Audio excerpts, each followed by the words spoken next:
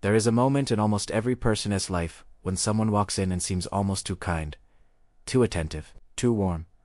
They listen deeply. They compliment us. They offer help before you even know you need it. And something inside you relaxes.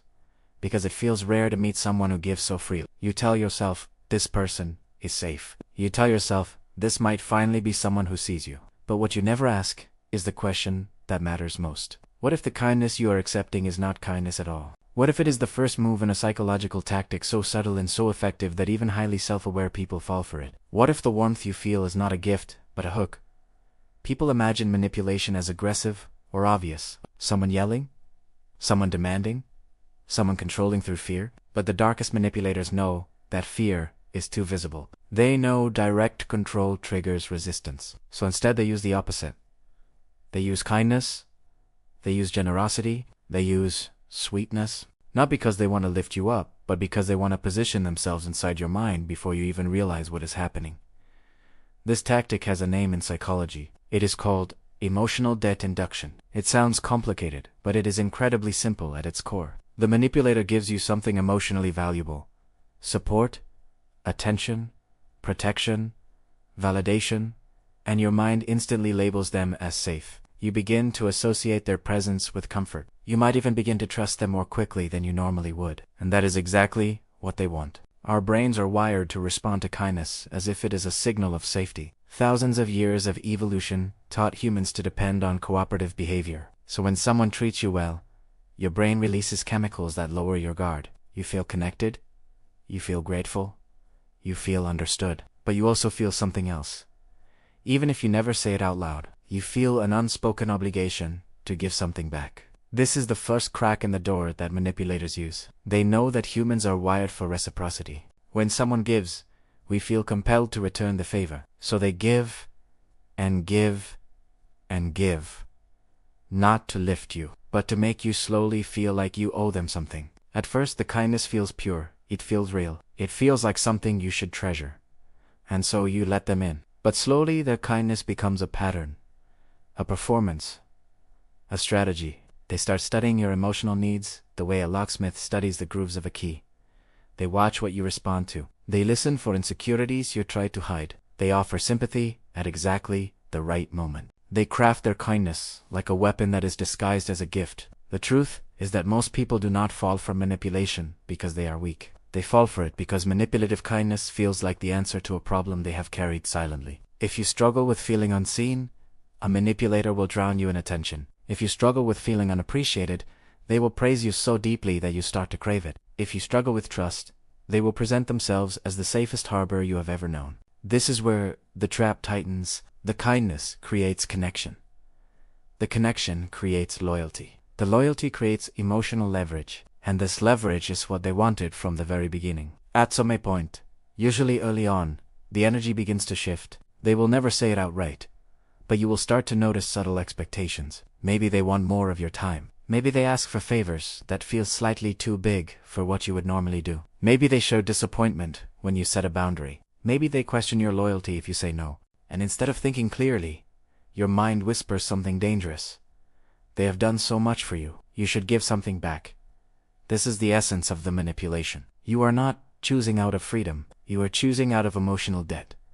The guilt does not come from your heart. It comes from the imbalance they have engineered. You think you are being kind in return, but you are responding to pressure that was placed on your shoulders the moment their kindness became strategic. One of the clearest signs of manipulative kindness is speed. Real connection takes time. Real kindness grows slowly, but a manipulator gives too much, too fast. They are overly attentive, overly supportive, overly available. Not because they genuinely feel it, but because they know intensity creates attachment. They want you to think you found someone rare, someone special, someone deeply aligned with you. But the speed is not a sign of alignment. It is a sign of agenda. Another sign is measurement. Healthy kindness is forgotten as soon as it is given. Manipulative kindness is tallied like numbers in a mental ledger. They remember everything they did for you.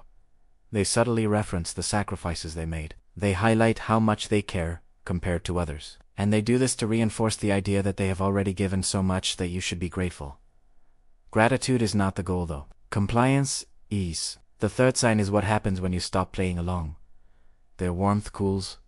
their tone shifts. Their kindness becomes conditional. Suddenly they are not as attentive, not as supportive, not as charming. And you feel the imbalance because you were conditioned to expect warmth. Take notice. They know removing kindness creates anxiety, and that anxiety makes people return to the dynamic to restore peace.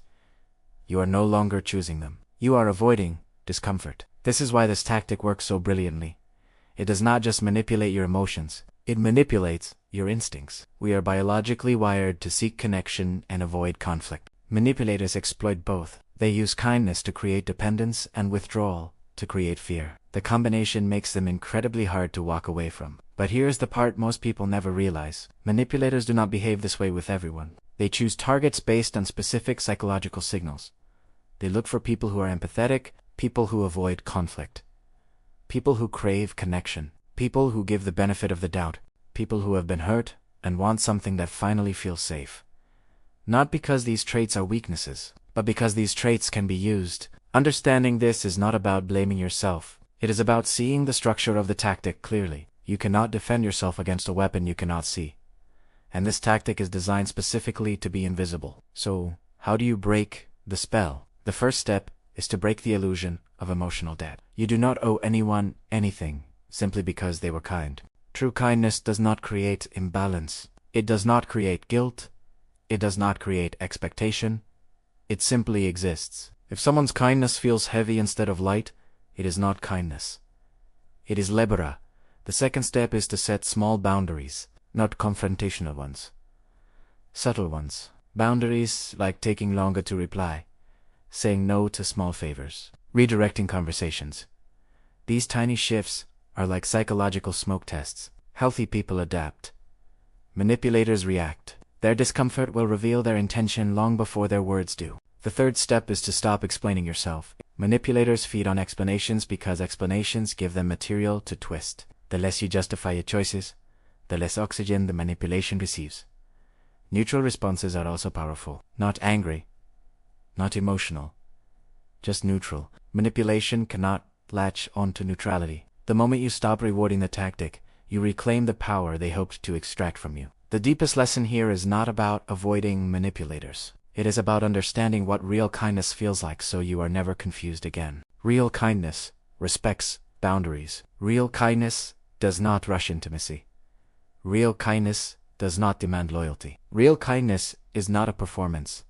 It does not shift when you say no. It does not punish you for independence. It does not come with a cost. The darkest manipulation tactic that hides behind kindness thrives in the spaces where people are hungry for warmth. But once you learn to recognize the texture of genuine kindness, you become almost impossible to manipulate. You stop confusing intensity for sincerity. You stop mistaking attention for affection. You stop believing that someone who showers you with warmth early on is offering something real. In the end, the greatest protection you have is awareness. When you understand how emotional debt induction works, the spell breaks.